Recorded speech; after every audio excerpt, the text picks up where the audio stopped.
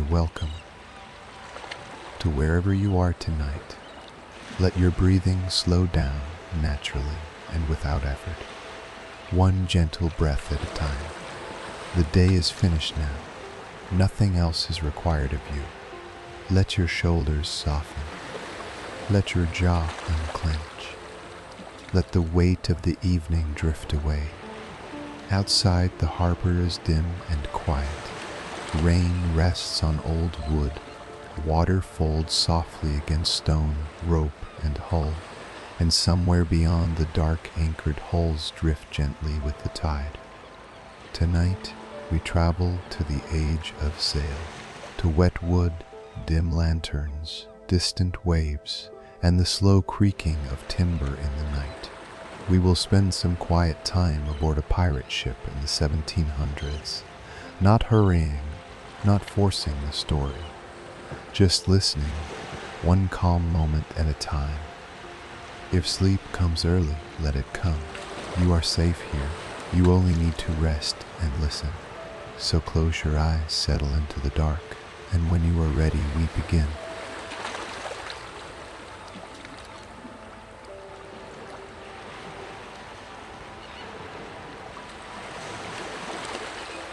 You are standing at the edge of a harbor in the early 1700s, before the day has fully begun.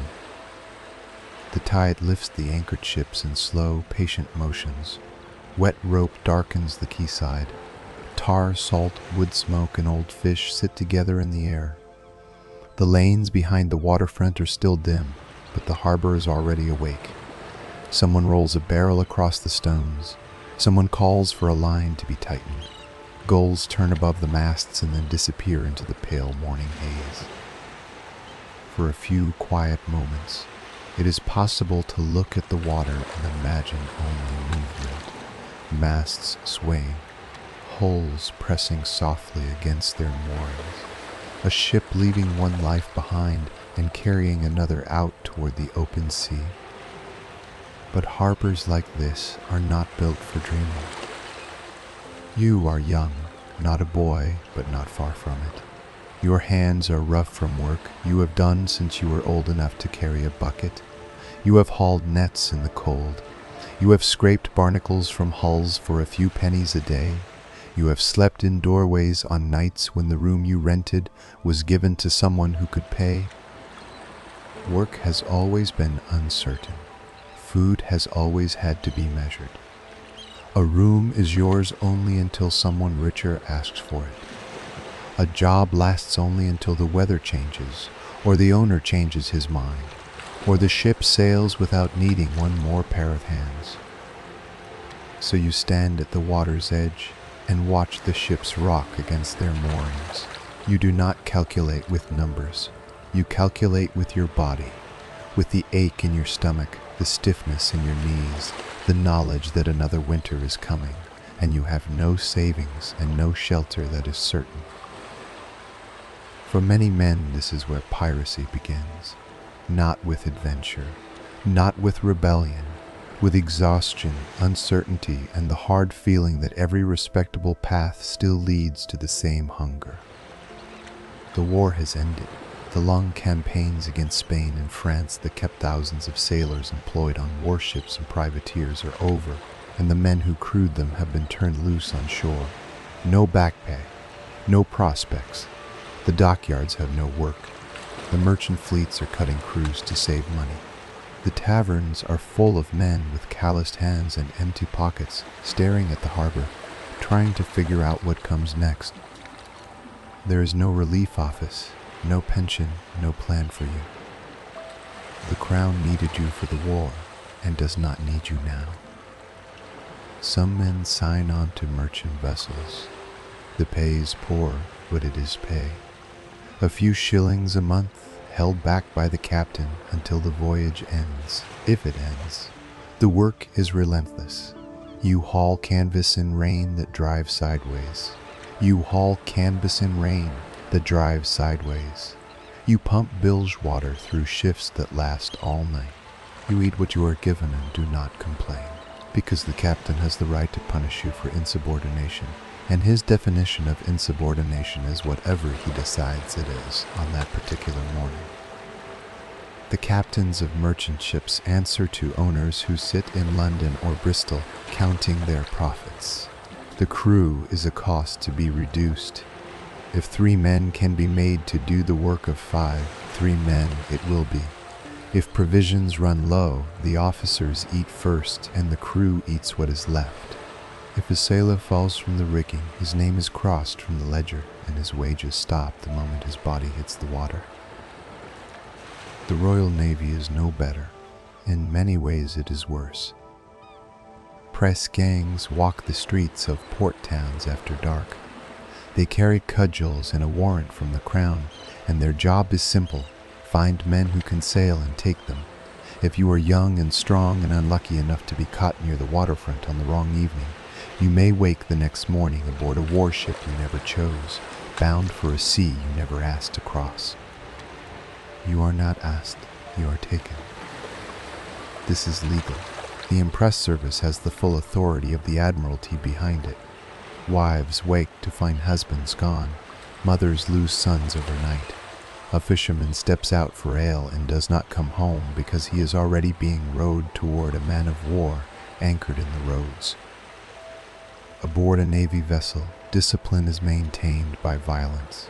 The cat o' nine tails is not a rumor told to frighten boys. It is a knotted whip with 9 cords of leather, each tipped with small lead weights, and it is laid across a man's bare back in full view of the assembled crew. A dozen lashes will leave the skin torn open from shoulder to waist. 3 dozen can kill. Officers use it for offenses as small as being slow to answer an order.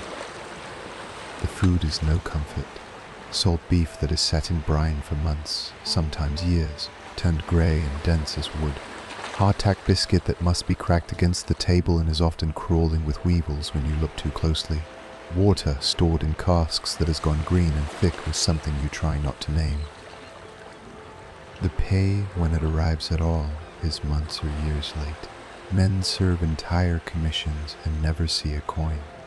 Officers eat separately from private stores, fresh bread, cheese, wine, butter. The crew watches and says nothing, because saying something earns the lash. You understand all of this.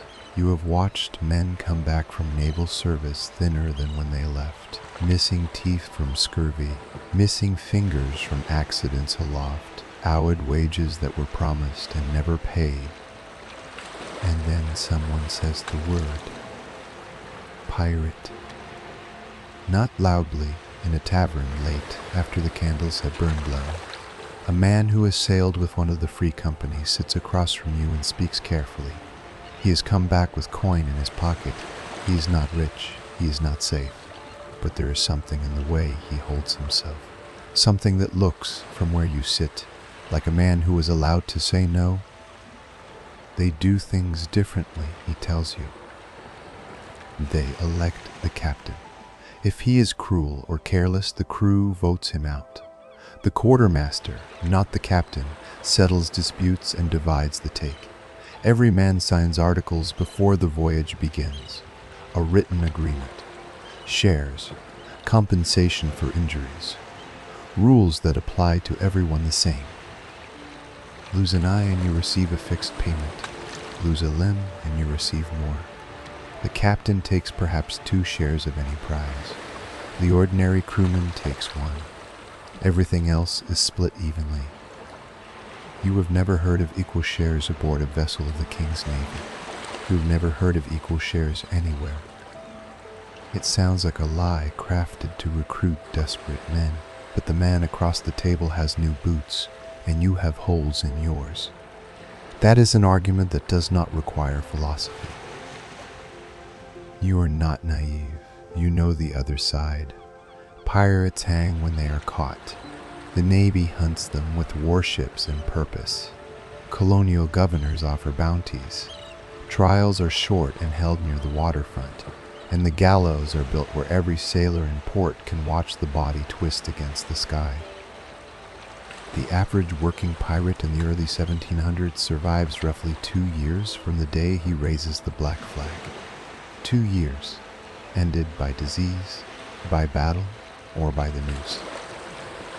But 2 years of shared food and a vote and a chance at something other than nothing, measured against a lifetime of being worked without rest and discarded without thanks, and the arithmetic begins to make a grim kind of sense. You do not decide with joy, you decide with exhaustion. It is not a choice between good and evil.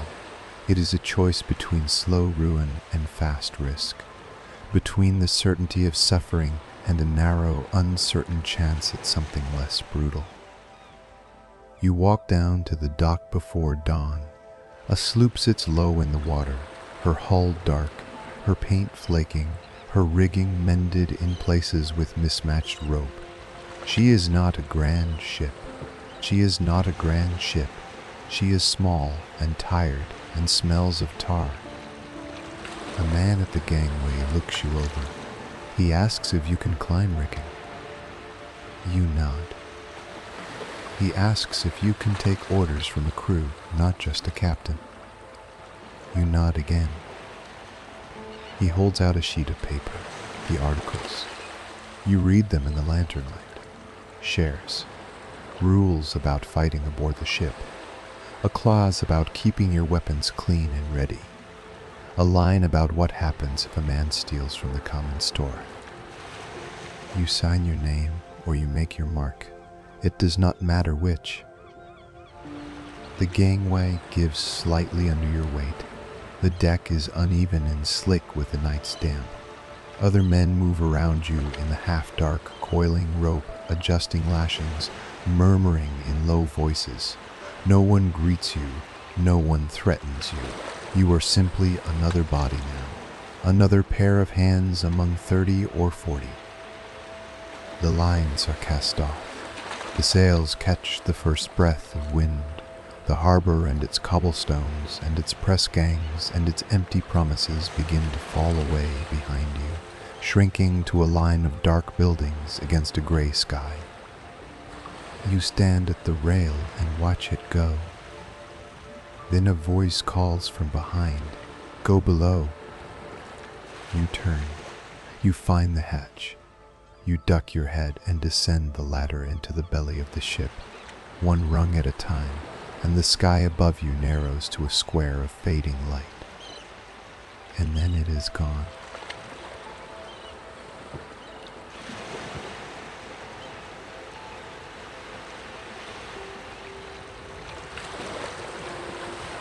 The ladder takes you down into a world that is nothing like the one above. The first thing you notice is the ceiling. It is low, so low that even a man of ordinary height cannot stand upright. The beams are close above your head, rough-hewn oak darkened by years of smoke and damp. You learn to stoop within your first few steps. You will not unlearn it for weeks. You do not learn fast enough. Your second step off the ladder, your forehead meets a crossbeam with a crack that carries. You drop into a crouch, pressing the heel of your hand against the spot. From somewhere in the dark, a voice, low, unsurprised, says one word, "Duck." A few men laugh, not cruelly, the way men laugh at something they have all done. For the rest of that day and the days after, the crew calls you Duck. Not a name you chose, but names below deck are not chosen. They are given by whatever you do first in front of other men, and yours was failing to stoop. After a while, you stop correcting it. The second thing is the smell. It reaches you before your eyes adjust. Tar, thick and warm, coating the inside of the hull to keep the sea out. Beneath that, the sharp sourness of bilge water, the foul liquid that collects in the lowest point of the ship, a slow-gathering mix of seawater, urine, spoiled food, and whatever else finds its way down through the planking. It sits below the floorboards and shifts with the motion of the hull, and its smell rises constantly, as if something beneath you is breathing.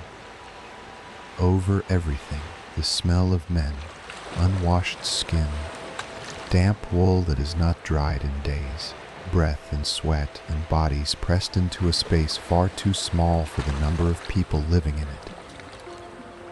There is no wind down here, no current of fresh air. The hatches above are closed in rough weather, and even when they are open, the breeze does not reach this deep into the ship. The air sits heavy and warm, and you breathe it because there is nothing else to breathe. Your eyes adjust slowly. There is almost no light. The lower deck has no portholes. What light exists comes from above, through the open hatch, and it falls as a pale column that reaches the floor and stops. Beyond that column, the space dissolves into dark. A single lantern may hang from a hook near the mainmast, but fire aboard a wooden ship is the most feared danger of all, so candles and oil lamps are used rarely and watched without rest. Most of the time, it is simply dark, a heavy, settled dark that your eyes never fully defeat. In this darkness you find your hammock, or rather someone finds it for you. A broad man you can barely make out in the gloom takes you by the shoulder and steers you toward a stretch of canvas near the bow. He watches you try to climb in. You grab both edges and lower yourself, but the canvas twists under your weight and tips you sideways into the man slung beside you, who grunts but does not open his eyes. The broad man reaches past you without a word. He takes the far edge of the hammock, gives it a hard half twist, and hooks it back. Then he pushes the near side down flat with his palm. "Sit first," he says, "from the side. Don't trust it. You try again." This time the canvas holds and you sink into its curve. He is already walking away. The hammocks are made of rough canvas, slung from iron hooks driven into the beams, and they hang so close together that a man turning in his sleep presses against the man beside him. The space given to each sailor is roughly 14 inches of width. You do not lie flat so much as curve into the fabric, your body folded into a shallow arc, knees bent, shoulders pinched by the edges of the cloth. If the ship is fully crewed, there are not enough hammocks for every man. Sailors share them in rotation. When one watch goes on deck, the next watch climbs into the canvas, still warm from the body that just left. The warmth is not a comfort. It is just a fact of the place. You lie there. The canvas presses against your back. The man on your left is breathing through his mouth, slow and congested. The man on your right is already asleep, twitching slightly, his elbow knocking against yours each time the ship rolls to starboard. The man on your left shifts. His voice comes out of the dark, low and unhurried. 3 days, he says. You wait. You stop smelling it after 3 days. Whether he means the bilge, the tar, the men, or all of it, he does not say. He settles back into his breathing, slow and congested, and does not speak again. But it is the first thing anyone has said to you down here that was not an order. You close your eyes, but it makes no difference. Open or closed, the dark is the same. What you notice instead are the sounds. The ship is never quiet.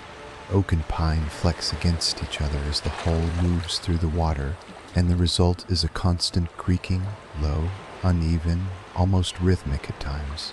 The beams above groan. The planking beneath shifts. The mast, which passes through the deck like a great wooden spine, carries every vibration from the sails and wind above down into the body of the ship below.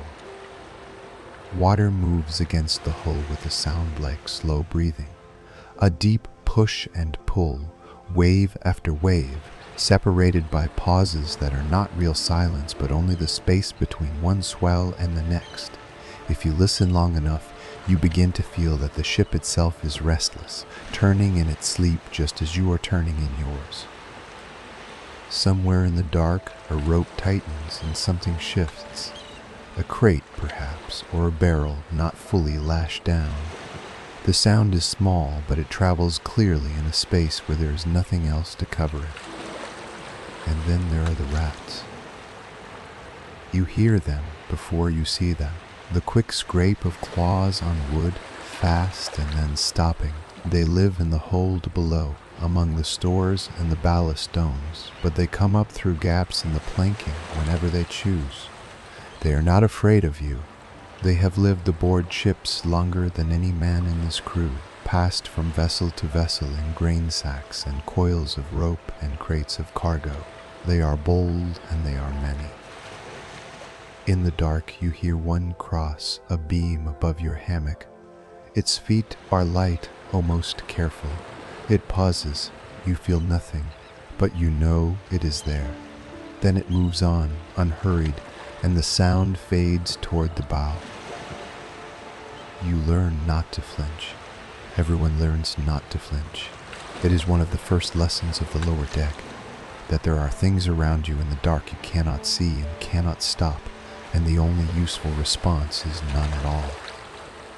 The ship rolls. Your hammock swings gently with it. The canvas creaks against the hooks. The bilge below shifts and gurgles. The timber groans and settles. You begin to understand that this place has its own rhythm. Not a comfortable one, not a pleasant one, but a rhythm all the same. The ship moves and everything inside it answers. The hammocks, the men, the rats, the water beneath the floorboards, the heavy air. Your body starts to learn this rhythm whether you want it to or not. Your muscles let go of their hold on stillness and begin to allow the sway. Your breathing without effort begins to match the water against the hull. Push, pull, push, pull. It is not rest exactly. It is something closer to surrender. The body giving in to a world that did not choose and cannot change. There is no sky down here, no horizon, no sense of direction or time. Morning and evening mean nothing on the lower deck. You know it is daytime when a voice shouts for your watch. You know it is night when no one does. Otherwise, the hours blend into one unbroken dark, marked only by the ship's bell struck above 8 bells, and the watch changes. 8 bells, and the cycle begins again. When you do climb above, when your watch is called and you haul yourself up the ladder and push through the hatch, the brightness, even on a cloudy day, is almost painful. Your eyes water. Wind hits your face and you realize how stale the air below had become, how completely your lungs had stopped noticing. You stand on deck and blink, and for a few moments the world feels impossibly large. The horizon stretches flat in every direction. The sky is enormous. The sun, if it is out, feels as if it is pressing against your skin for the first time. And then your shift ends, and someone tells you to go below, and you descend the ladder, and the hatch closes, and the dark returns. This is where you live now. This is where 30 or 40 men sleep and argue and mend their clothes and play cards by the light of a single candle and wait for whatever the sea decides to bring. The ceiling is too low to stand. The air is too heavy to enjoy. The darkness is too complete to forget. At some point, someone calls the name, your name, the one the ship gave you, and passes you a needle and a scrap of sailcloth for the tear in your sleeve. You thread it by feel in the dark. But your body finds a way. It always does. The hammock becomes familiar. The creaking becomes ordinary. The bilge smell fades from sharp to something you carry without thinking. Still there, but no longer the first thing you register. Even the rats become expected. Another sound in a ship full of sounds. Part of the place the same way the tide is part of the shore. You settle in. You close your eyes where closing your eyes changes nothing at all, and you wait. You have seen now where these men sleep. You have felt the weight of the air and the closeness of the walls, and the slow swing of the canvas in the dark. What you have not yet learned is what they eat.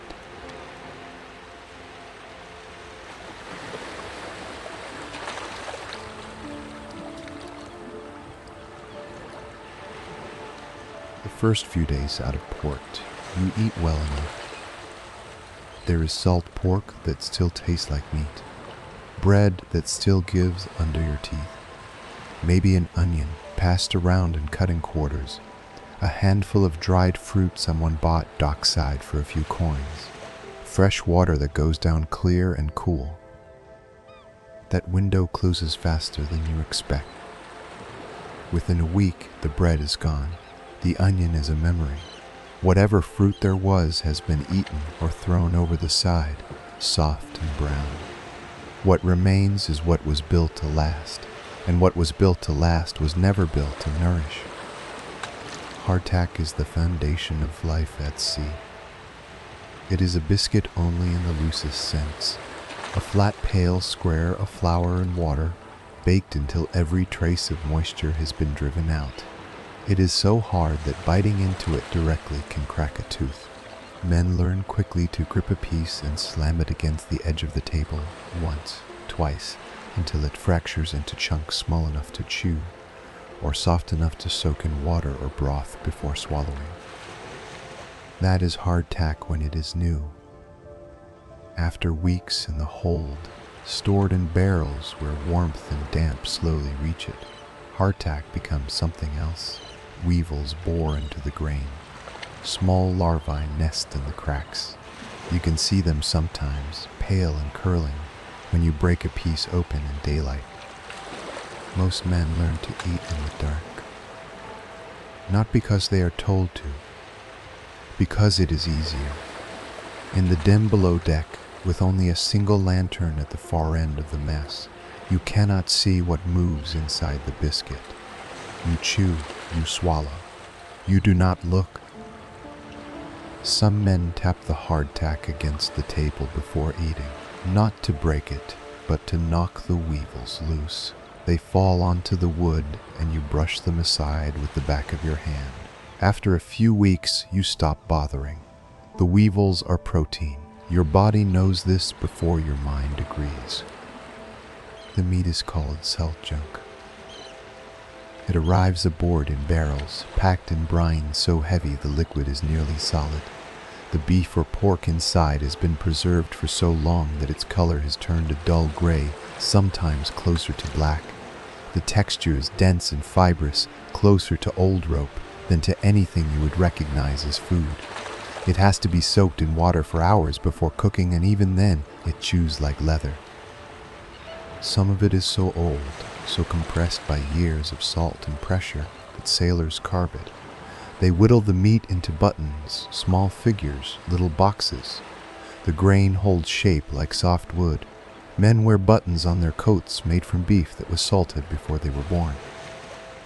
This is not exaggeration. This is inventory. Between the hardtack and the salt junk, there are dried peas. Boiled into a thick porridge, they form the closest thing to a warm meal you will know for months.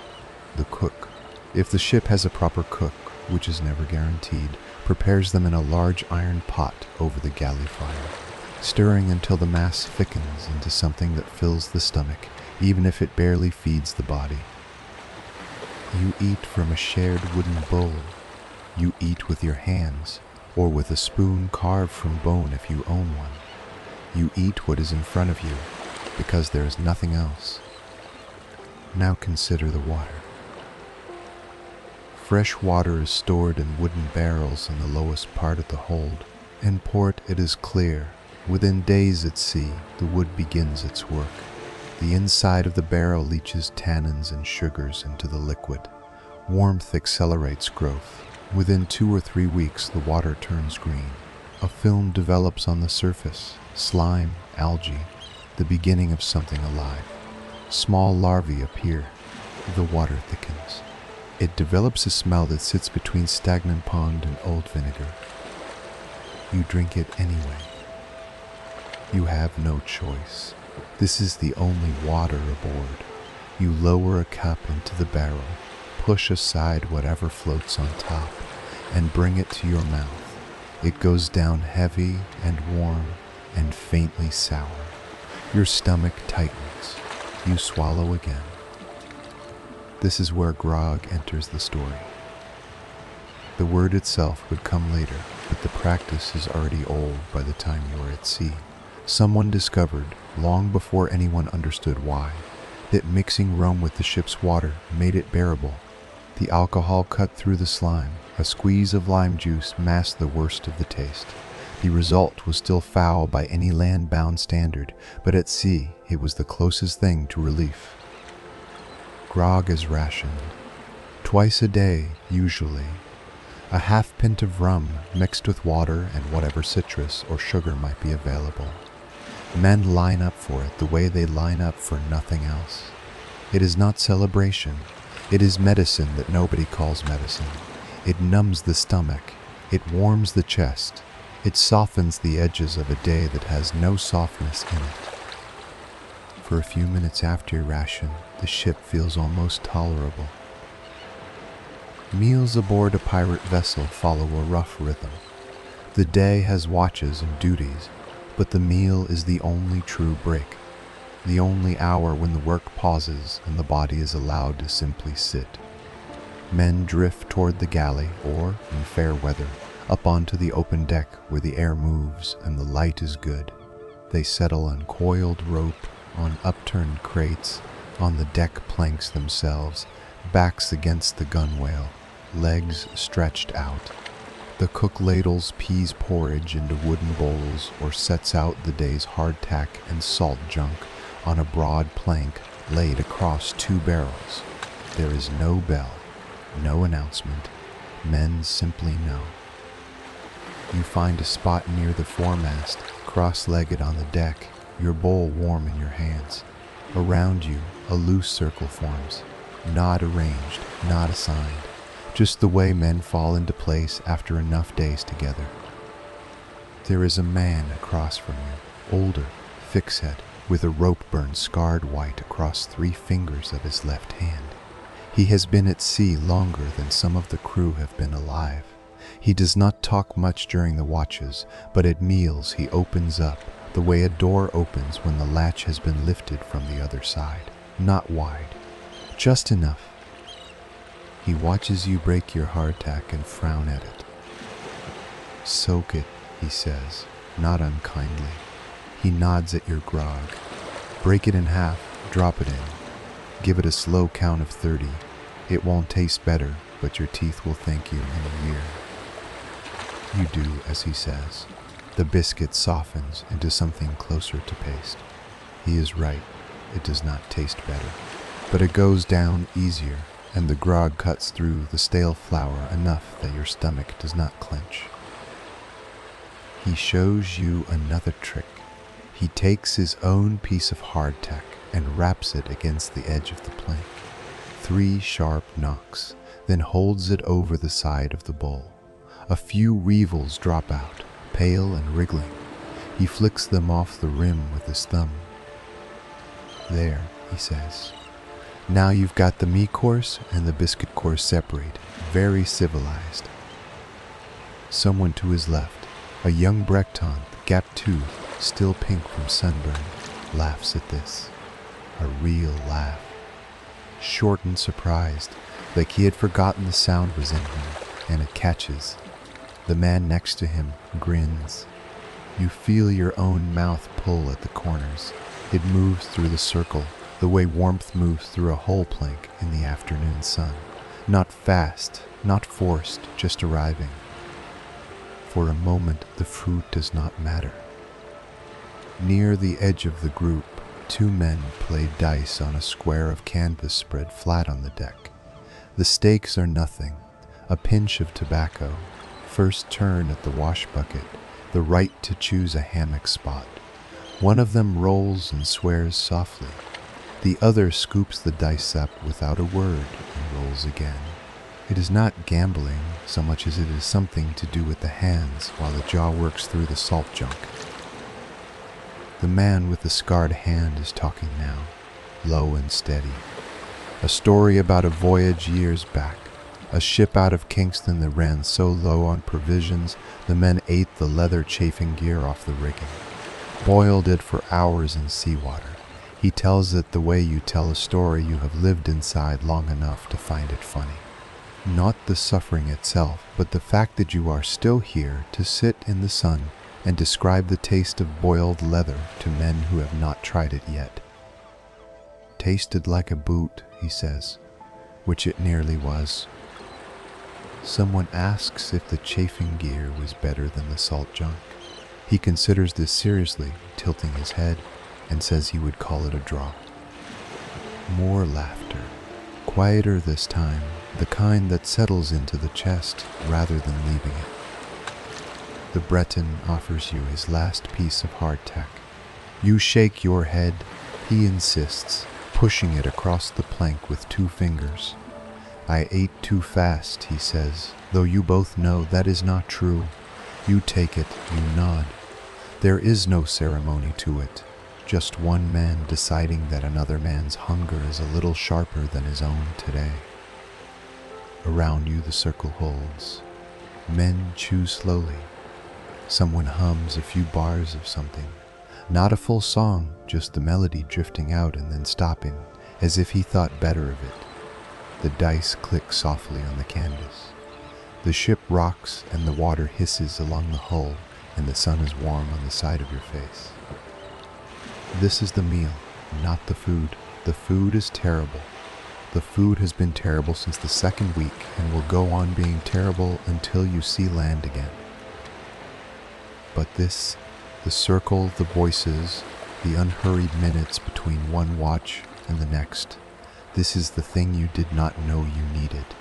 The shared way of sitting with what is bad and finding not joy exactly, but something close enough to carry you through the afternoon. Misery is lighter when it belongs to everyone at the table, even when the table is a plank on 2 barrels and the meal is gray meat and wormy biscuit. It is not a feast, it is barely a meal, but it is the best part of the day, and every man in the circle knows it, even if none of them would say so.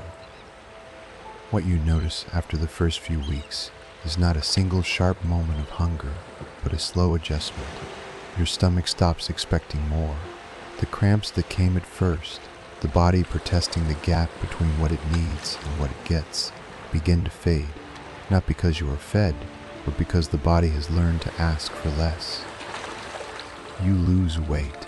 You feel it in your belt, in the way your shirt hangs loose against your ribs. Your arms thin. Energy comes in shorter bursts. You can still haul rope, still climb the rigging, still scrub the deck, but everything takes a fraction longer. Recovery takes a fraction longer. You begin to think about food differently. Not as pleasure, not even as fuel, as absence, a background hum that never quite goes silent. You dream about bread sometimes, soft bread, warm bread, the kind you have not touched in months. You wake and the dream dissolves and the smell of the hold fills your nose. And the smell of the hold fills your nose. And you know that breakfast is hardtack again. The same as yesterday, the same as tomorrow. Some men chew on rope ends between meals, not for nourishment, for the feeling of something in the mouth. Others suck on smooth pebbles kept in a pocket for this purpose. The jaw wants to work. The body wants to believe it is being fed. Port days are different. When the ship anchors near land, an island, a harbor, a coastal village, fresh provisions come aboard for a few days. Fruit, if available. Fresh fish. Bread made that morning from flour that has not turned. Clean water from a river or spring. You eat too fast, everyone does. The stomach, shrunken from weeks of rations, protests the sudden abundance. Some men are sick within the hour. It does not matter. They eat again. Then the anchor lifts. The sails fill. The coastline shrinks behind you. And within days, the barrels of hardtack and salt junk are all there is once more. This is the cycle. Not starvation, exactly. Something slower. A persistent deficit that the body learns to carry the way it learns to carry the rolling of the deck. By adjusting, by lowering its expectations, by forgetting what fullness felt like. And for a while the body holds. But there is a cost you do not see at first. The missing fresh food, the absent greens, the absent fruit, the absent variety is doing something quiet beneath the surface. The body needs things that salt junk and dried peas cannot provide. Weeks pass, then months, and something inside you begins to fail in ways that feel unconnected to hunger. A tiredness that sleep does not fix. A softness in the gums you notice one morning. A bruise that appears without cause. You do not know what is coming. No one aboard does. But the body has already begun to tell you in a language you have not yet learned to read. And that is where we go next.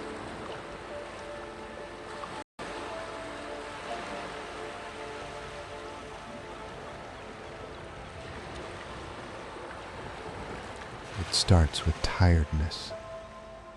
Not the ordinary tiredness of a long watch or a hard day pulling rope. This is something deeper. You sleep through the night, or what passes for night in your hammock below deck, and you wake feeling as though sleep never came. Your arms are heavy. Your legs resist the first steps of the morning. The effort of climbing out of the hammock, which once was nothing, now takes a deliberate act of will. You assume it will pass. Everyone on the ship is tired. The work is constant, the food is poor, the air below deck is thick and stale. Tiredness is normal here. You push through it the way you push through everything else at sea, by moving, by doing, by not stopping long enough to ask why. But this tiredness does not pass, it deepens. After a few days, you notice your gums. It begins as a softness. When you chew the hardtack, there is a tenderness that was not there before. You run your tongue along the inside of your mouth and feel something swollen, something wrong. The gums are puffy and sore. They bleed easily now. A faint metallic taste sits at the back of your throat when you wake, when you eat, and when you try to sleep. Then the teeth begin to loosen. Not all at once, one at first. A lower molar that shifts when you bite down. You push it with your tongue. It moves, not enough to fall, but enough to tell you that something holding it in place has weakened. Within a week, another joins it. Then a third. The gums darken and grow more tender. You say little about it because there is little anyone aboard can do. There is nothing to say. Others around you have the same. Then the bruises come. You notice the first one on your forearm, a dark blotch the size of a coin, though you cannot remember hitting anything. Then another on your shin, then your thigh. They bloom beneath the skin without cause, spreading slowly, fading from purple to yellow, over days before new ones take their place. The lightest bump against a barrel or a railing leaves a mark that lasts a week. Your skin has become a record of every small contact, and it no longer heals the way it should. This is scurvy. You do not know the word, or if you do, you know it only as a general misfortune, something that happens to sailors the way storms happen to ships. You do not know that your body is running out of a single substance, a thing that exists in fresh fruit and green leaves, and almost nowhere in the barrels stacked below you. You do not know that without it, the material holding your body together, the collagen in your skin, your gums, your blood vessels, your scars, is slowly dissolving from within. All you know is that your strength is leaving you in small, unsettling ways. The strangest symptom, the one that frightens men more than any other, is what happens to old injuries. A scar on your hand from a knife cut 2 years ago begins to soften. The skin reddens. The line that once felt settled and finished becomes tender again, as if the body has forgotten how to keep it closed. An old injury, long since absorbed into memory, no longer feels entirely in the past. A man near you had his leg badly cut in a fall from the rigging a year before joining this crew. The scar is thick and white, and he is proud of it. By the third month at sea, that old wound begins troubling him again. He wraps it in cloth and does not speak of it. This is what scurvy does. It undoes repair. It reaches backward through time and withdraws the healing the body once completed.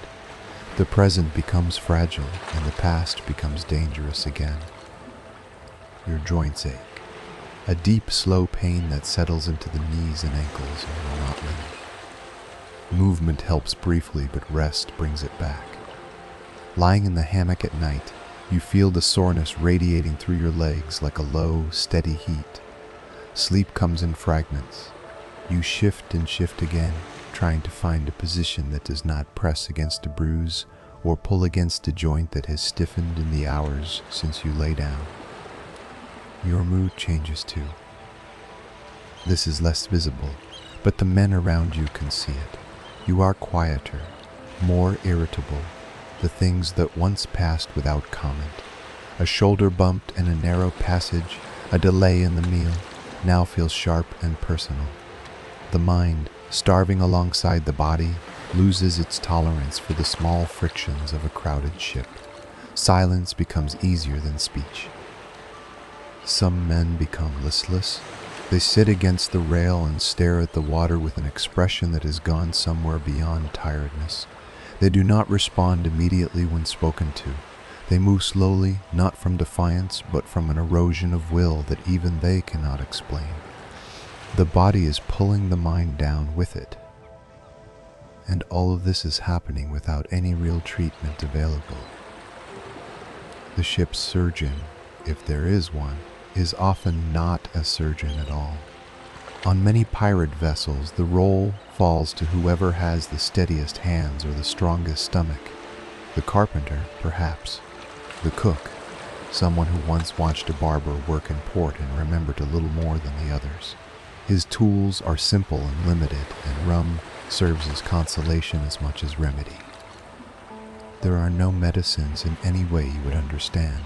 There are poultices made from tar or tallow, pressed onto swollen gums or sore places. There are herbal mixtures brought aboard by men who remember something their mothers once prepared, recipes half forgotten and mostly ineffective. There is bleeding, the old practice of opening a vein to release what they called bad humors, which only weakens the patient further. There is prayer, offered quietly or loudly, depending on the man. If you fall seriously ill, what awaits you is not a hospital, but a corner of the lower deck, a blanket if one can be spared, and whatever good intentions the crew can gather around you. You lie in the dark and listen to the ship creak and hope your body can do what no one aboard knows how to help it do. The fear of this is constant and unspoken. Every man aboard knows what scurvy looks like. They have seen it before on other ships in other years. They have watched men who were strong in port become hollow within months. They have seen faces change, strength fade, and legs swell with retained fluid. And they know, somewhere beneath the daily work of hauling and scrubbing and standing watch, that the same quiet process is working inside them too. No one talks about it often. Talking does nothing. You check your gums in the morning and hope the softness has not spread. You examine your arms for new bruises and try to remember whether you knocked against something or whether the mark came from nowhere. You keep working because stopping means lying down, and lying down means thinking, and thinking about scurvy when you already have it is a weight the mind was not built to carry. There is a cure, though no one aboard your ship knows it. Decades later, well after the golden age of piracy has ended, a Scottish naval surgeon named James Lind will conduct a simple trial aboard HMS Salisbury. He will give different remedies to groups of 6 sailors.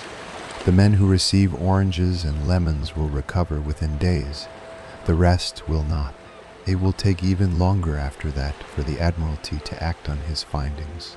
to issue citrus rations as standard practice to cut the death toll from scurvy in ways that will reshape the reach of naval power itself. But that is the future. It does not belong to you. In your time, in the early 1700s, the connection between fresh fruit and this disease is not understood. Some captains carry limes or oranges when they can get them, because experience has taught them that crews fare better with fruit aboard. But the reason remains unknown, and the supply is unreliable, and once the last of the fruit is gone, there is nothing to replace it. You are left with what the sea provides, which is salt and grain and rum and time. Some men recover when the ship reaches land. Fresh food works quickly, almost shockingly so. Within days of eating fruit and greens, the gums begin to tighten. The bruises fade. The fatigue lifts, not all at once, but enough to feel the difference. The body remembers what it needs and responds almost immediately, as if it had been waiting. But not everyone reaches land in time. And those who do carry something with them afterward, a wariness, a memory held in the body of what it felt like to come apart slowly from the inside, a respect for limits that no amount of will can override.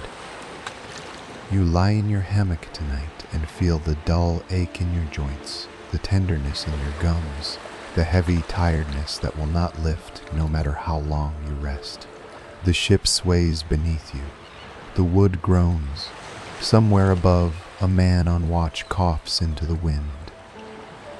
Even in this condition, the work does not stop. Sails must be trimmed, rope must be coiled, the deck must be scrubbed, the watch must be kept. Illness does not excuse you unless you cannot stand, and most men stand long past the point where standing costs them something they will not get back. Because even healthy, the labor aboard this ship is hard beyond what the body was meant to give, and the worst of it comes not in daylight, but in darkness, when the bell rings in the dead hours and calls you from your hammock and sends you climbing upward into the cold black air above the deck. That is what waits in the next chapter. The Night Watch.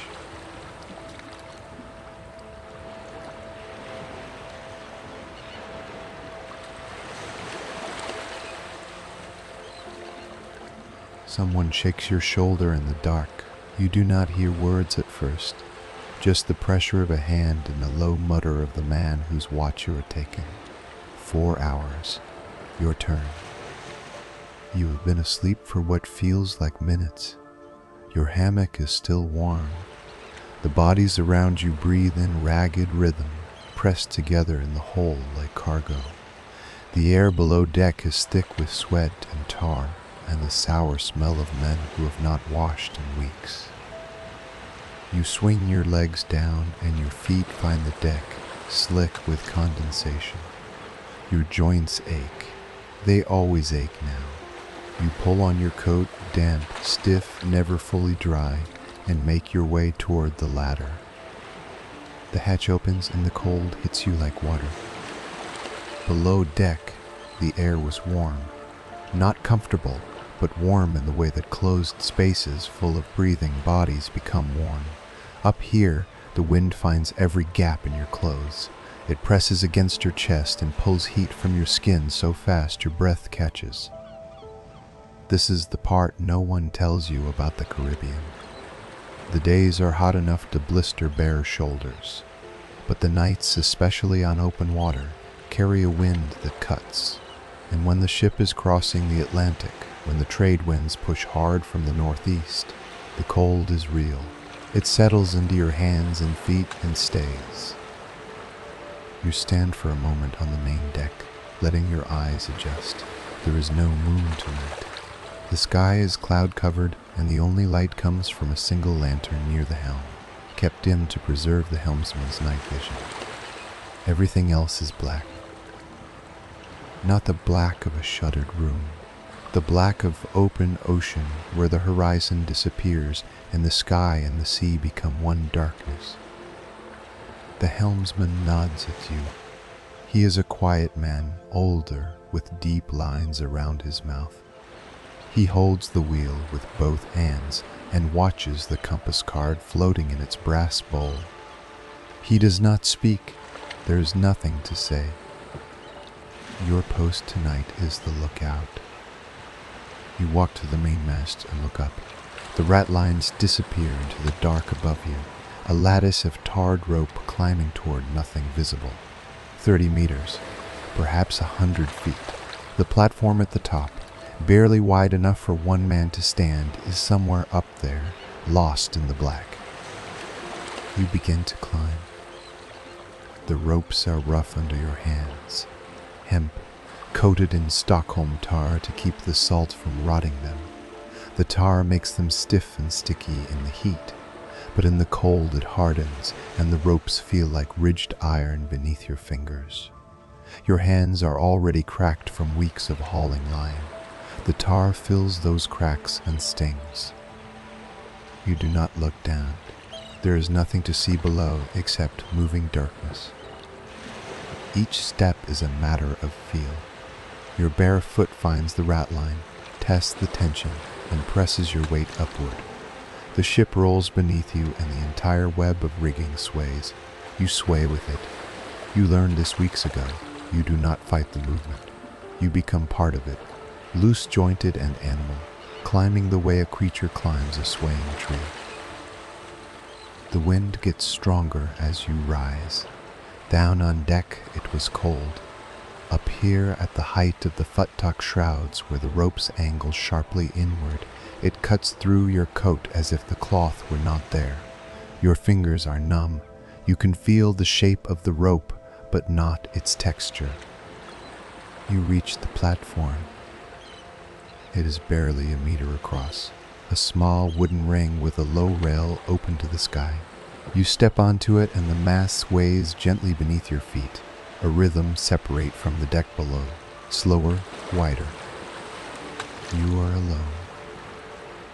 Below you, the ship is a shape made of sound more than sight. The creak of the hull, the low groan of the yards as they shift, the slap of water against the bow. The helmsman is a faint smudge near a faint light, impossibly far below. Above you, nothing. Cloud, wind, the cold smell of salt. Your job is to watch, to stare into the darkness in every direction and report anything, a light, a shape, a change in the water. In practice, you are staring at nothing. The ocean at night without a moon is a vast absence. You can hear the waves, but you cannot see them. You can feel the wind, but you cannot see them. You can feel the wind, but you cannot see where it comes from. This is the loneliest place on the ship. Men talk about the watch during the day. They joke about it, complain about it, trade shifts when they can. But no one jokes when they are up here. Something about the height and the dark and the cold strips language away. You stand in the wind and you breathe and you wait. 4 hours. You try to stay alert. You scan the horizon, or where the horizon should be. You turn slowly, a full circle, searching for anything. A break in the clouds, a distant glow, the faintest line where sea meets sky. Nothing. Your mind begins to drift, not into sleep exactly, but into a state somewhere between waking and dreaming. The body is too cold to truly sleep, but the eyes lose focus. Thoughts arrive from nowhere and leave again. Faces from home, the taste of bread, a door closing, a woman's voice saying something you cannot quite hear.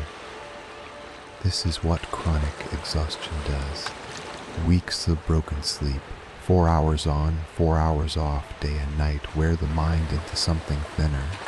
You can still haul a line, you can still tie a knot, but the edges of your awareness blur, and things that are not there begin to feel present. You blink and force your eyes wide. The cold helps. It bites at your ears and the tip of your nose, and the pain of it brings you back. An hour passes, maybe 2. There is no way to tell time up here. You count bells when you hear them. struck by the helmsman below. One bell, two bells, marking half-hour intervals. But sometimes the wind swallows the sound and you lose count. You shift your weight from one foot to the other. Your knees are stiff, your toes have gone numb inside your shoes, and you stomp them quietly against the platform, trying to force feeling back into them. The wind does not stop. It has no mood, no intent. It simply is. It presses against you from one direction, steady and relentless, and the sound of it, a low, constant hum through the rigging, becomes the only voice in your world. Men who have stood enough watches learn to hear things in that hum. Voices, music, their own name spoken softly. It is not madness. It is the mind reaching for pattern and noise, the way a face appears in the grain of wood if you stare long enough. You hear nothing tonight, just wind, just the creak of the mast, just the ocean moving below in the dark. When the 4 hours end, when the next man's hand appears at the edge of the platform and his pale face rises from the ratlines, you do not speak, you nod, you begin the climb down. Descending is harder than ascending. Your hands are stiff, your grip uncertain. You move slowly, one rope at a time, trusting your feet more than your fingers. The ship rolls and you hold still, waiting for the motion to pass, then continue. On deck, the cold feels less sharp simply because you are lower, out of the worst of the wind. You cross to the hatch and lower yourself back into the hold. The heat hits you like a wall. It smells terrible, but it is warm, and your body accepts it the way a starving man accepts bad food. You climb into your hammock. The canvas is cold now, but your body will warm it soon enough. Around you, men snore and mutter. Someone turns over and the hammock creaks.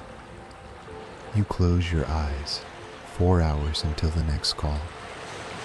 Sleep comes, but it is shallow. It does not restore. It simply interrupts the exhaustion without ending it. And somewhere in that thin sleep, in the space between waking and darkness, your mind begins to play its tricks again. Shapes, sounds, things half seen and half remembered. In the morning, a man from the larboard watch will swear he saw a light on the water, green, moving low to the surface. Another will say he heard a voice calling from the stern, but when he looked, no one was there. No one argues with them. On a ship running short on sleep and shorter on food, the line between what is real and what the mind invents grows thinner every night. And it is on those exhausted nights, when the body is hollowed out by cold and the mind is frayed by darkness, that the oldest stories come alive again.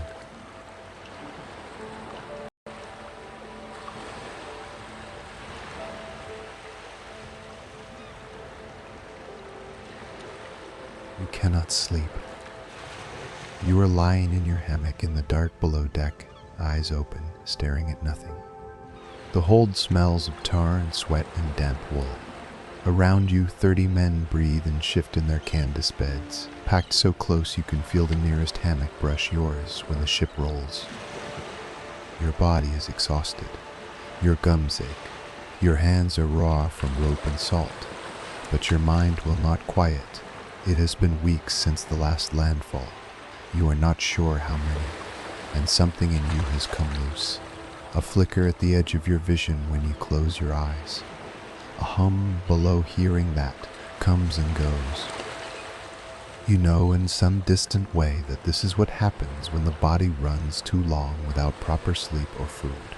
The brain, starved of what it needs, starts making its own signals, filling silence with noise, filling darkness with shape. But that knowledge does not help you tonight. Tonight your mind is reaching, and it finds no place to rest. Someone speaks. It is a low voice coming from the hammocks near the stern. You cannot see who. In this darkness, every man is just a voice, and you learn to tell them apart, the way you learn birdsong, by pitch and rhythm, not by face. You see the sunset tonight, the voice says, that green on the horizon. A pause, then another voice closer, I sigh. Green at dusk means weather coming, bad weather. My first captain, he'd see a green sky and have the topsails reefed before the first watch was called. Red sky at night is the one I know, says a third man, younger, somewhere to your left. Red sky at night, sailor's delight. Aye, and a red morning means run, the first voice says. Those are old, older than any of us, older than the ships. You lie still and listen. This is how the nights go now. Men talking in the dark, their voices low enough that the words feel meant only for whoever is close enough to hear. No one raises a voice below deck at night. It would feel wrong, the way shouting in a church would feel wrong. There is something held in the quiet that no one wants to break. The conversation drifts, the way conversations do when no one is steering them. Dolphins stayed with us 3 days last week, someone says. 3 days alongside the bow. Good sign. And then they left. They left. A silence. You have noticed this yourself, how men found excuses to stand at the rail when the dolphins were running alongside. They meant the ship was on a safe course. Life was close, the sea was not empty. When they turned away and vanished into the gray, the quiet they left behind was heavier than it should have been. Perkins counts the birds, says a voice near the bow, amused. Every morning, stands on the foredeck and counts the gulls. 3 is fine, 5 is better.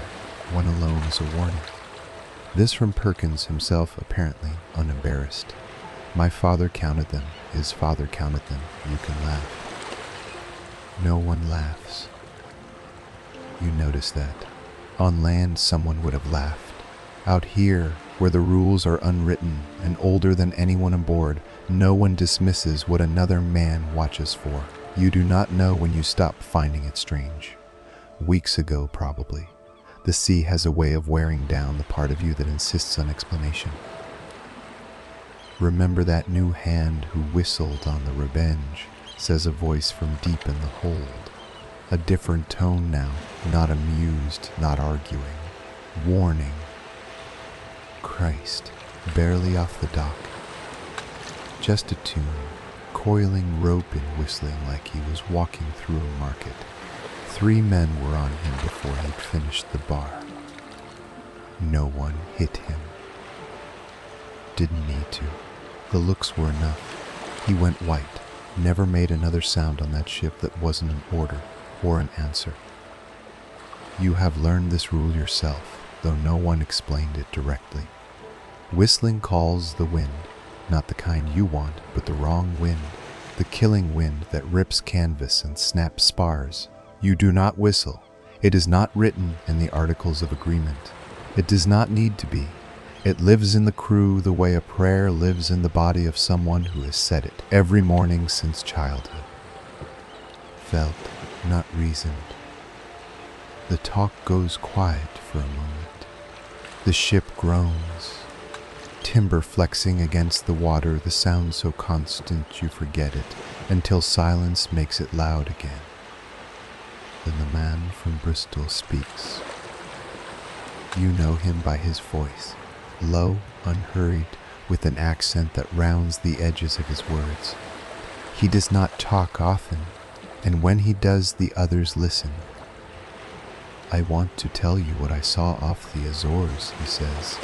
3 years ago on the Elizabeth, a storm had been on us for 2 days. Rain so heavy you could not see the bow from amidships. Thunder like something being dragged across stone. He pauses. You hear him shift in his hammock. Second night of the storm, I'm on deck, lashed to the mast because the waves are taking men off their feet. And I look up and there is a light at the top of the mainmast, blue-white, glowing, not flickering, pulsing like something alive had settled there. Then another on the foremast, then a third at the end of the yard arm. No one speaks. The man next to me drops to his knees. Another crosses himself. I just stood there, couldn't move. Cold light burning on the masthead without flame, without heat. You could feel something in the air, though, a charge like the moment before lightning. St. Elmo's fire. You have heard the name. An electrical discharge when the air is heavy with storm plasma, glowing at the tips of pointed objects. Masts, spars, sometimes the ends of outstretched fingers. It is physics. It burns nothing. But the Bristol man is not talking about physics. Some of the men prayed, said was the saint watching over us, Saint Elmo, patron of sailors. They stood straighter after that, like they'd been given something. He pauses again. Others said the opposite, said the fire marks a ship the sea means to take, a claim. Which was it, the young voice asks. We lived, so maybe the first, or maybe it was nothing at all. But I'll tell you this, when the light went out, the dark felt heavier than before, like something had been there and left. The hold is quiet after that. Not the quiet of sleep, but the quiet of men turning a story over in their minds. Into that silence another voice, rougher, older. My uncle served a merchant run out of Lisbon, 9 days becalmed, dead flat water in every direction. On the 7th night the watch hear singing, a woman's voice, clear and sweet, no words anyone could place, coming from the water. You feel the hammock beside yours go still. Whoever is in it has stopped breathing. 2 men went to the rail. One had to be pulled back by his shirt. Sirens, someone whispers. Call them what you like. My uncle called them the women in the water, said the voice was the most beautiful sound he'd ever heard and the most wrong, like it was meant for you and only you, and if you listened long enough, you'd go to it. The oldest story the sea tells. Women in the water, patient and singing, drawing ships onto rocks or men over the rail. You have heard versions of it in every port, told again tonight in the dark by a man who half believes it, and a dozen men who are not sure they don't. And here, lying in the hold, weeks from land, your body hollowed out by work and hunger, your mind loosened by too many watches with too little rest, you understand why the stories persist. The sea is full of real things that seem impossible. Bioluminescence turns the wake into pale green fire. Whales surface close enough to brush the hull. Flying fish arc across the bow in silver flashes. Add exhaustion, add months without solid ground, and the mind reaches for meaning. That is what minds do, and so the sea fills with creatures. Off Cape Verde, the Bristol man says quietly, a thing surfaced alongside us at dusk, gray-green, vast, longer than the hull, with a shape that was not a whale. It rose, held still, then sank without a ripple. The water above it glowed for an hour. Kraken, says someone, and the word hangs in the dark like smoke. You have heard of giant squid washed ashore with eyes the size of dinner plates and arms longer than the mainmast. If something like that exists near the surface, the logic is hard to argue with. What lives deeper, in the places no light has ever reached. Sea serpents too, says the rough voice. Long, dark-backed, always at the edge of sight, always moving away. Enough captains had logged them across enough centuries that you can't dismiss every account without trying. No one tries. Not tonight. The stories have been getting darker without anyone deciding to take them there. One leading to the next, the way a path leads downhill. You follow without noticing until you see how far you have come from where you started. And then someone says it. We've got it, Jonah. The hold changes. You feel it. Not a sound, not a movement, a shift in the quality of the silence, like the air before a storm turns sharp. No one asks what he means. Every man here knows. On any ship that suffers a run of bad luck, a broken mast, a spoiled water cask, a fever that takes 3 men in a week, the question surfaces, not aloud at first, in glances, in the way men avoid sitting next to one particular crewmate at mess, in the silence that falls when he enters a conversation. Someone on this ship is unlucky. Someone brought the bad fortune aboard. If that person were gone, put off at the next port, or left behind, or worse, the luck would turn. It is not logical, it is not fair, but it is powerful, because misfortune without a cause is harder to bear than misfortune with one. A Jonah gives suffering a face and a name, and a face and a name can be dealt with. No one says who. Not yet. But you have seen the looks beginning. You have heard the muttering after the rope snapped and the water barrel split on the same morning. You do not know if you are the one they are watching, or if it is the quiet man who sleeps near the bow, or the cook's mate who burned the last of the good salt pork. The voice that said it does not say anything more. He does not need to. The idea is in the hold now, settling into the spaces between men like bilge water, finding its level.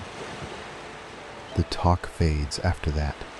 One by one the voices stop, and the only sound is the creak of the hull and the breathing of men who may or may not be asleep. You lie in your hammock and stare at the dark above you. Part of you knows that the green sunsets are just weather. The dolphins are just animals following a current. The fire on the masthead is just charged air. The singing from the water is just the wind shaped by exhaustion into something the mind mistakes for a voice. You know all of this. But tonight, with the black Atlantic pressing against every plank, knowing does not help. You pull your blanket tighter. And somewhere far above, the wind hums through the rigging in a tone that might be nothing, or might be something. And in the long space between those two possibilities, your mind finally stops reaching and lets sleep arrive. When morning comes, the routine reasserts itself. Ropes to haul, decks to scrub, orders barked and followed.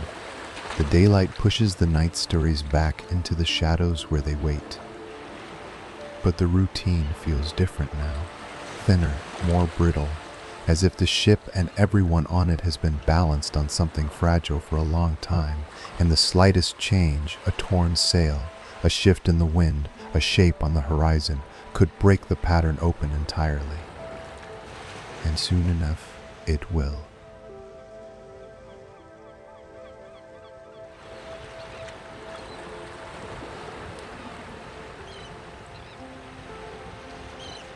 Nothing happens for days. You wake in the dark below deck, climb the ladder into salt air, and the ocean looks exactly as it did yesterday, and the day before, and the day before that. A flat line divides sea from sky, and it never moves. It stretches in every direction with the same indifferent patience, offering no landmark, no shadow, no promise of land. Just blue above and blue-gray below, stitched together at the edge of sight. You begin to forget what solid ground felt like. The routine of the ship fills each day with the same sequence. Wholly standing the deck at dawn, your knees on wet planks, scrubbing with sandstone blocks until the wood turns pale, checking rigging, splicing frayed rope, pumping water from the bilge, a task that never ends because the hull always leaks, always has, always will. The bell marks time in half-hour intervals. 8 bells to a watch. 4 watches to a day. But the bells start blending together, and you lose count without noticing. Was that 6 bells or 7? It does not matter. the ocean stays the same. Men stop talking after the first week of empty horizon, not from anger or argument. There is simply nothing new to say. The same wind, the same creak of timber, the same meals of hardtack and salt pork eaten in the same meals of hardtack and salt pork eaten in the same duck. Someone hums a song from home. Someone else tells a story already told 3 times this voyage. A man sits near the bow and stares at the water for an hour without blinking. No one interrupts him. Everyone understands. The monotony is its own form of suffering. Not the sharp kind. Not like hunger or cold or the sting of a wound. It is slow, blunt, grinding. It wears at the edges of your thinking until days fold into each other, and you cannot be sure whether it is Tuesday or Thursday, whether you have been at sea for 3 weeks or 5. Your body remembers the work, even when your mind goes blank. Hands pull rope, feet find footing on a slick deck without conscious thought.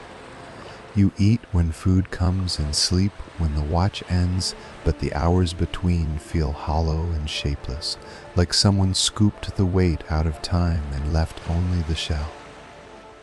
There is a particular quality to an afternoon with nothing in it. The sun directly overhead, pressing white heat onto the planks. No shadow anywhere except below the masts. The sails hang limp if the wind dies, or belly outward in the same direction they have held for days. You sit where you can find shade and let the hours pass through you. A fly lands on your hand and you watch it for longer than you would ever admit to another person. At night, the stars move. That, at least, is something. The navigator takes his sightings with a backstaff and cross-staff, measuring angles against Polaris. He scratches numbers on a slate and adjusts course by fractions of a degree. You do not understand the math, but you trust the fact that someone aboard still cares where the ship is going. Because some nights, lying in your hammock with the hull groaning softly around you, you are not entirely sure. The horizon holds, day after day, a ruled line drawn by no hand, separating 2 things that look almost identical. The sky has weather in it, clouds, haze, the occasional reddening at dusk. The sea has mood, sometimes flat as pewter, sometimes restless with low swells that roll under the hull in long, slow breathing. But the line between them stays fixed, permanent, and perfectly empty. You begin watching it without meaning to. Your eyes drift there during idle minutes, during meals, during the dead hours of the afternoon, when the sun presses down and the deck radiates heat through your bare feet. The horizon becomes a kind of companion. The only thing out here as constant as the ship itself. You could almost trust it. That emptiness. You could almost settle into the idea that nothing will ever appear out there. That the world has shrunk to this single wooden vessel and the water it floats on and nothing more. Then one morning something changes. You do not see it first. The lookout does. He is perched in the crow's nest 60 feet above the deck, where the curve of the earth gives him an extra 12 miles of sight. He has been up there since dawn, bored and half asleep, scanning the same empty circle he has scanned for weeks. And then his voice cracks the silence. Sail, sail on the horizon. 2 words. They travel down through the rigging like a current, and the stillness of the ship shifts into something else. Not motion. Not yet. Something closer to attention. The way a dog lifts its head at a sound too faint for you to hear. Men appear from below deck, from behind coils of rope, from places where they were dozing or mending clothes or staring at nothing. They drift to the rail one by one, squinting into the distance. No one runs. No one shouts. They simply stand there, hands on the gunwale, looking out at a point on the horizon that is barely distinguishable from the sky around it. The quartermaster is the first to raise the spyglass. He rests his elbows on the rail to steady himself against the roll of the ship and presses the brass tube to his eye. He stays like that for a long time. His face tells you nothing. The captain is already on the quarterdeck. He watches the distant shape without the glass, arms folded, reading whatever can be read at this distance with bare eyes, which is very little. A faint interruption in the line where sea meets sky. A paleness that might be canvas or might be a trick of the haze. You feel something shift in your chest. Not fear, not quite. Something quieter, a kind of alertness that has no name. The sudden awareness that the emptiness you had grown used to is no longer empty. That something out there is moving under the same wind that carries you, and you do not know what it is. Whispers move through the men at the rail. Someone says it looks like a merchantman, 2 masts, riding heavy. Someone else says no, the sail is cut too high, could be navy. A third man says nothing but shakes his head slowly, which could mean anything or nothing at all. No one is sure. That is the shape of the moment. Uncertainty held in common, passed between men like a rumor with no source. The captain sends for the spyglass. The quartermaster hands it over without a word, and now the captain looks. He takes his time. He lowers the glass, wipes the lens with his thumb, raises it again. He reads the distant sails the way the navigator reads stars, looking for a grammar in the shape of things. The cut of the rigging, the height of the hull, the angle of approach. Each detail narrows the question, but none of them answers it. Minutes pass. They feel much longer. The wind holds steady from the southeast, and the distance between the 2 ships changes so slowly it is hard to tell whether it is closing at all. The other vessel might be heading toward you. It might be running a parallel course. It might be angling away, already diminishing, already becoming part of the horizon again. From here, it is impossible to say. You lean against the rail and watch. There is nothing else to do. The ship drifts on its course, and the other shape drifts on its own, and the ocean between them is wide and flat and gives no indication of what will happen next. Someone near you swallows hard. You hear it clearly. The ship is that quiet. This is what they never tell you about life at sea. Not the fighting, the waiting, the long suspended minutes when something is out there and you do not know what it means, and there is nothing to do but stand in place and breathe and look. The captain lowers his glass again. He says nothing for a moment. His expression is the careful blank of a man still calculating, not a decision, just the weight of possibilities being turned over in silence. He turns to the quartermaster and speaks a sentence too low to carry across the deck.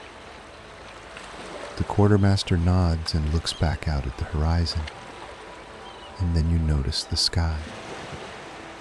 Behind a distant vessel far off to the southwest, the blue has deepened to a color that is no longer blue. It is dark, bruised, heavy, the kind of sky that presses downward. The wind shifts just slightly, and for the first time in weeks it carries moisture, a thickness in the air that was not there an hour ago. The quartermaster sees it too. He turns from the distant sail and looks south, and his jaw tightens. The captain follows his gaze, and for a long moment both men forget the other ship entirely.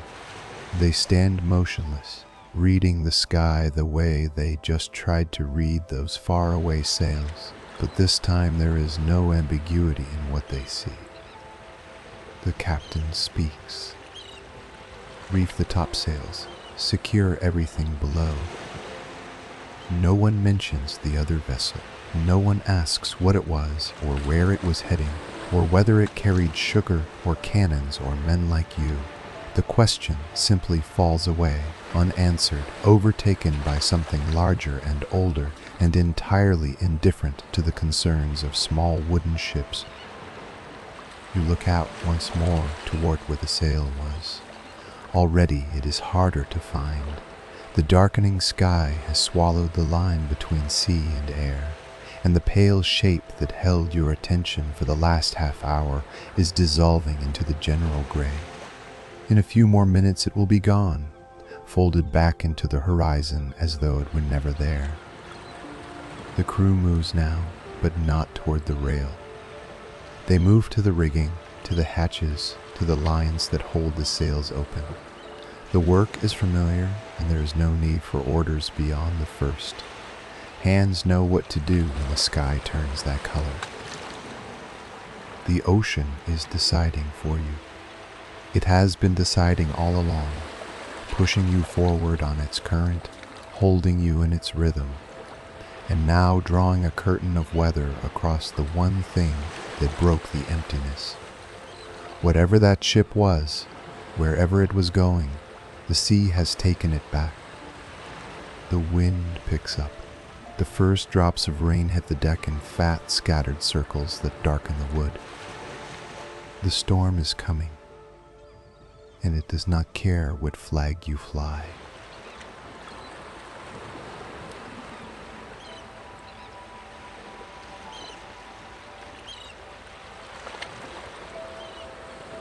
The sky turns the color of old iron. It happens faster than you expect. 1 hour ago, the southern horizon was a dark smudge. Now the darkness stretches overhead, swallowing blue, pressing the light flat. The sun disappears behind clouds so thick it seems solid, and the afternoon dims to the gray of early dusk. The air changes first. It grows heavy and wet, and the wind that was steady from the southeast dies completely. For a few minutes there is no wind at all. The sails hang limp. The ship drifts in silence on a sea that has gone strangely flat, as though the water itself is holding its breath. This is the calm before. Every man aboard knows what it means. The captain stands at the helm, watching the sky with the same patient attention he gives to a distant sail. The barometer in his cabin has been dropping since mid-morning, the mercury sinking in its glass tube with a slow certainty. He checked it twice, tapped the glass, and said nothing. His silence told the crew everything. Orders come quick and measured. Reef the topsails. Gather the heavy canvas and lash it tight to the yards so the wind cannot tear it free. Secure the guns with extra rope so they do not break loose and roll across the deck like battering rams. Batten the hatches. Seal every opening that leads below. Men work without speaking.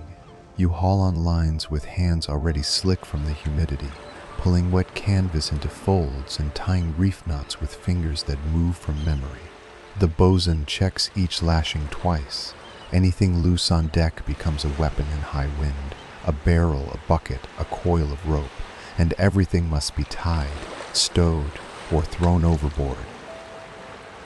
Below deck, the cook douses his fire. No flame can survive what is coming, and an open fire on a wooden ship in a storm is a death sentence faster than drowning. Water casks are wedged into corners. Hammocks are lashed tight. The surgeon ties down his instruments and his bottles of rum, which serve as both anesthetic and antiseptic. You climb back on deck, and the air has changed again. The stillness is gone. In its place, a low wind from the southwest, warm and damp, carrying the smell of rain that has not yet arrived. It presses against your face and your chest like something physical. Then the first gust hits. It comes without warning, a sudden wall of moving air that snaps the remaining sails taut and heels the ship hard to starboard. You grab the nearest fixed line and hold on. The gust passes, then another follows, stronger, and another. The sea, so calm minutes ago, begins to build. Swells rise from the southwest, long and steep, lifting the bow and dropping it into troughs that deepen with every wave. The ship groans, not a creak, a groan, deep in the keel, the sound of oak and pine flexing under forces they were never fully designed to bear. The rain arrives, not gradually, not as a drizzle that builds. It comes all at once, a solid curtain of water falling from clouds so low it seems to touch the mast tops. Within seconds you are soaked through.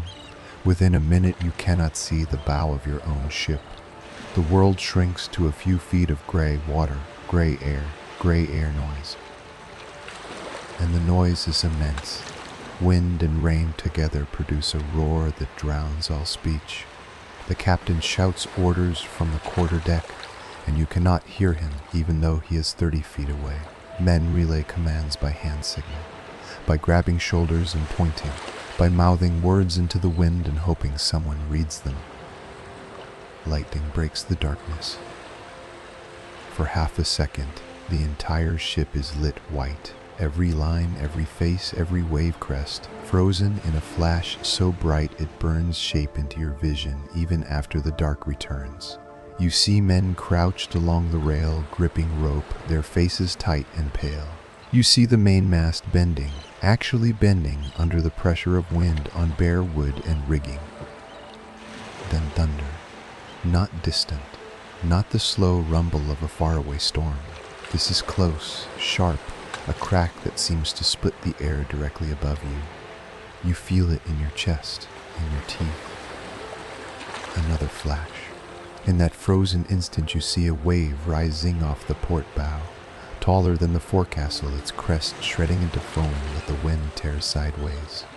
The ship climbs it, tilting so steeply that your feet slide on the deck and you grip the line with both hands, your arms burning with the effort. The wave passes under the hull.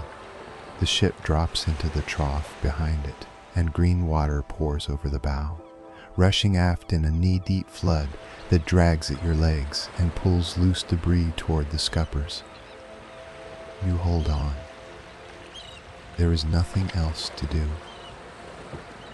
The helmsman fights the wheel, his whole body braced against the kick of the rudder.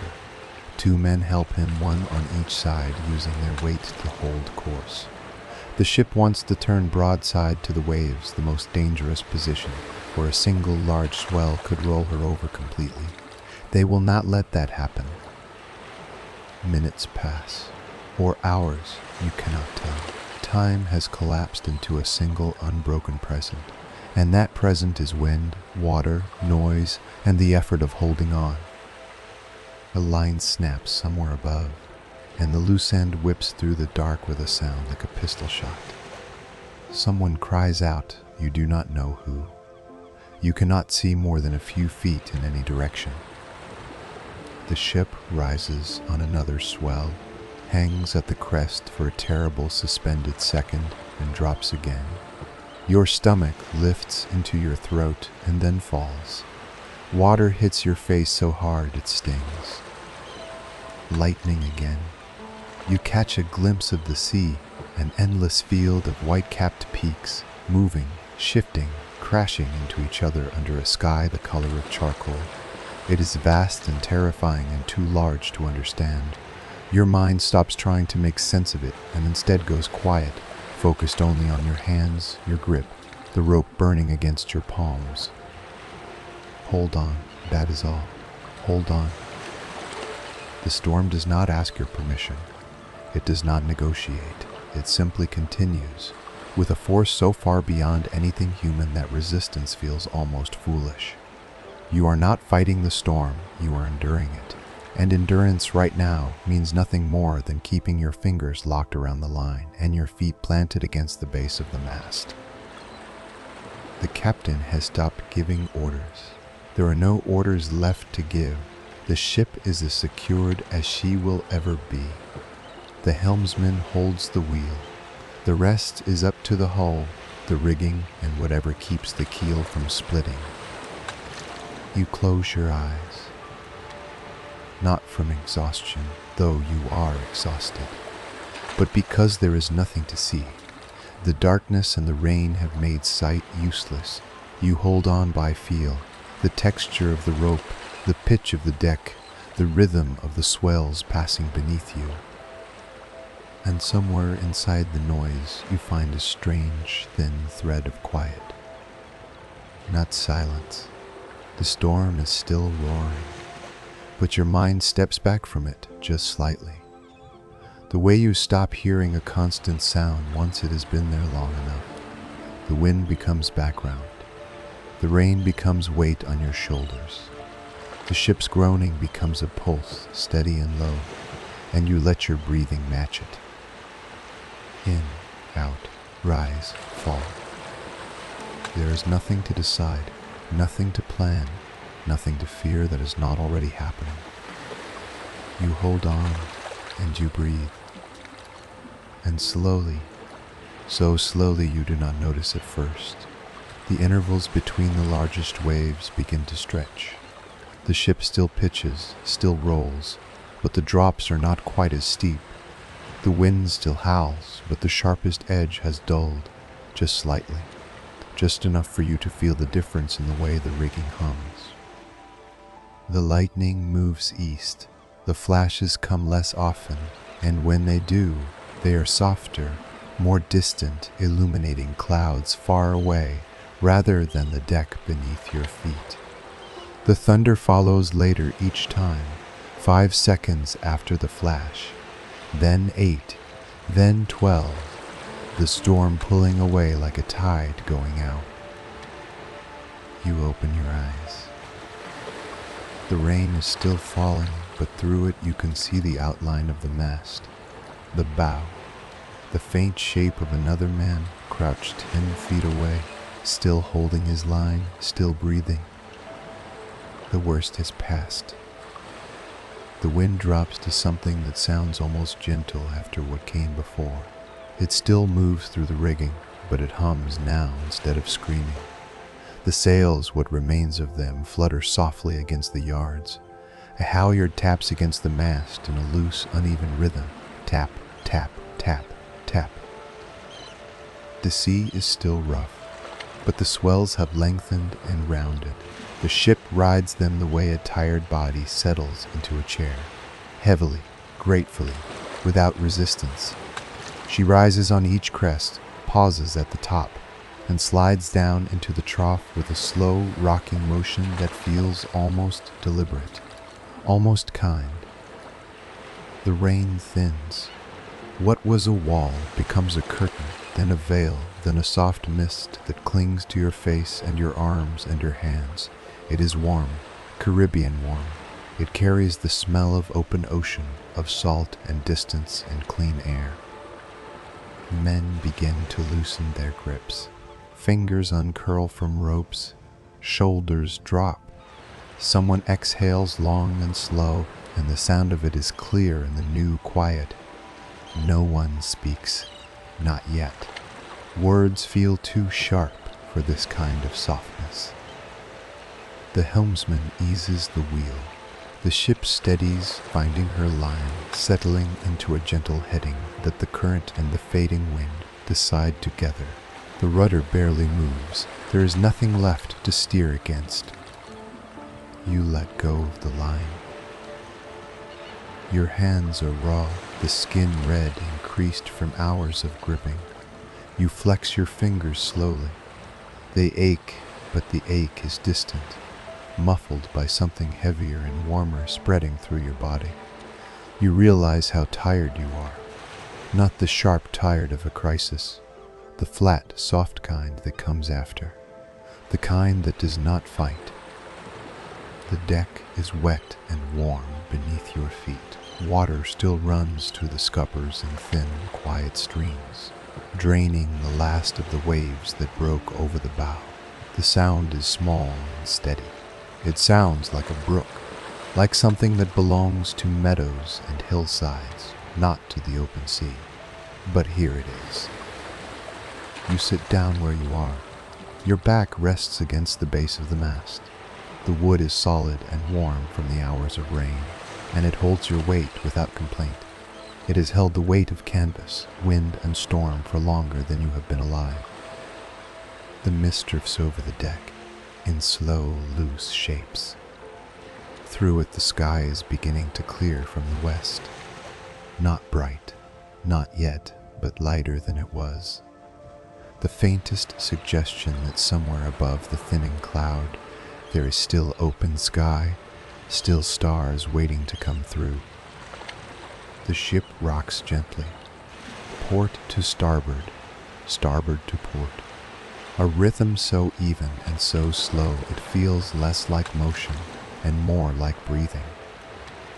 Your breathing matches it without effort. In, the deck tilts gently left. Out, the deck tilts gently right. In, a long soft rise. Out, a long soft fall. The rain has stopped now. What remains is mist, fine and warm, settling on your skin like something between air and water. You can hear the ocean again, not the roaring, crashing storm ocean, but the other one, the quiet one, the deep one, that has been here underneath all along, patient and vast and steady. It moves beneath the hull in long, rolling swells, each one lifting the ship and lowering it again with a slowness that feels deliberate. There is no urgency in this motion, no threat, only the old reliable rhythm of deep water doing what it has always done. Around you men are lying down on the wet deck. No one has gone below. The air up here is too soft, too warm, too welcome after the hours inside the storm. They lie on their backs or curl against coils of rope, and one by one their eyes close and their breathing slows. The ship carries all of you. She has carried you through the worst of it, and now she carries you through this, the after, the quiet, the gentle rocking that asks nothing of you at all. No watch to stand, no line to haul, no order to follow. Just the steady sway of a hull on calm water, moving with the current, going wherever the sea decides. Your eyes are heavy. The mist touches your face like a cool hand on a warm forehead. Somewhere far off, the last of the thunder murmurs once and fades. It is so distant now it sounds less like a storm and more like a door closing quietly in another room. The ocean breathes beneath you, in and out, rise and fall, and the ship answers in kind, tilting softly, settling, tilting again. A rhythm older than wood, older than sail, older than any voice that has ever told a story on the water. You do not need to hold on anymore. The ship holds you. The sky clears slowly above, but you do not open your eyes to see it. You feel it instead, the air growing lighter, the warmth settling around you, the last trace of wind fading to something so faint it is only the memory of a breeze, brushing your face once and then gone.